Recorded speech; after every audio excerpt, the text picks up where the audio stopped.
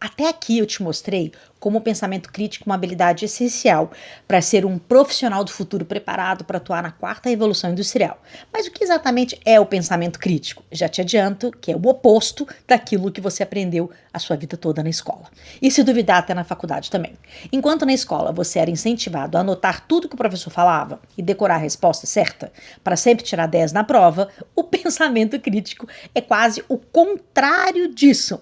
Tem uma definição ótima pelo Edward Glaser, professor da Universidade de Colômbia, sobre pensamento crítico. Para ele, o pensamento crítico pode ser definido como o processo intelectualmente disciplinado de conceituar, aplicar, analisar, sintetizar e avaliar as informações coletadas ou geradas pela observação, experiência, reflexão, raciocínio ou comunicação ativa e usá-las como guia para nossas crenças e nossas ações. Vamos examinar essa definição bem de pertinho? Vem cá.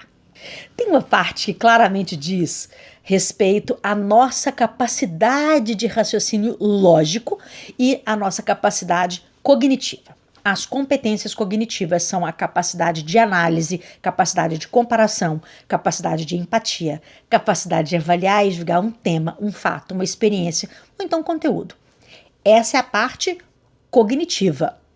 Mas é aqui que muita gente para e acha que já entendeu 100% o pensamento crítico. Pelo contrário, até aqui a gente está vendo só como pensar logicamente. Um diferencial do pensamento crítico é justamente aplicar a criatividade, as emoções, nossas ideias e valores únicos para a análise de uma determinada situação. Isso é o que chamamos de espírito crítico, que já está totalmente ligado às nossas inclinações e comportamentos e que leva a gente a elaborar ideias e agir de acordo com os fundamentos que a gente estabelece na nossa vida. Vamos imaginar, por exemplo, que você está numa reunião super importante para fechar um contrato incrível para a sua empresa. Você estudou e sabe todos os seus números, tá? Afiadíssimo e mega preparado. Mas na noite anterior, você tem um desentendimento com o seu irmão. Vocês brigam e você lembra que todas as vezes que vocês tinham um desentendimento, quando eram crianças, a sua mãe tomava partido dele. Mas é claro que isso não vai te afetar. Afinal de contas, você teoricamente é lógico e adulto, não é? Pois é. Esfria a cabeça. Vai para a cama. Acorda no horário. Toma um banho e um café da manhã e parte para a sua reunião. Tá tudo indo ótimo.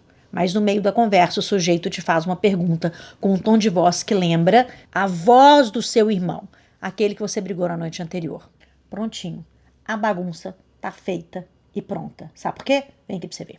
Você começa a achar que ele está contra você e toma uma postura agressiva e até fechada.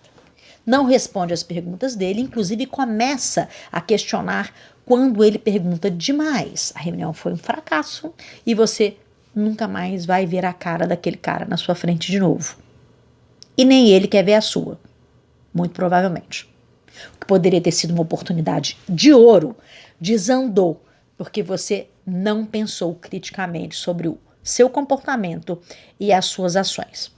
Olha só, o autoconhecimento é a base para a aplicação do pensamento crítico em todas as suas facetas. Se você não tem esse conhecimento de si mesmo, você não consegue alinhavar o pensamento crítico. A gente começa sempre na observação do mundo e de si mesmo. Se você está discutindo alguma coisa com alguém e se sente incomodado e agressivo, provavelmente você já tem uma memória afetiva de um evento parecido que te coloca nessa posição. Então essa memória faz com que você imediatamente reaja a um fato que você já viu acontecer, certo? Nós temos uma trilha que acontece dentro da gente.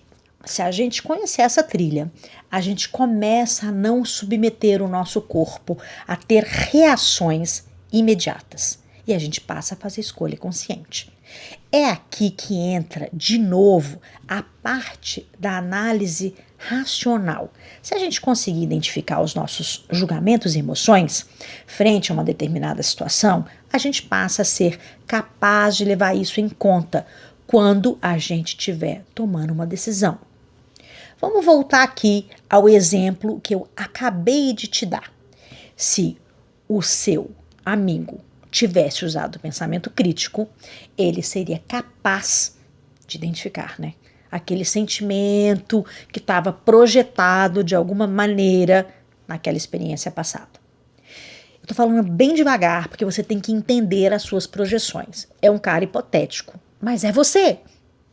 Ele ia perceber que não tinha nenhuma ameaça naquele momento. E ele não precisava adotar uma postura agressiva. Nem você.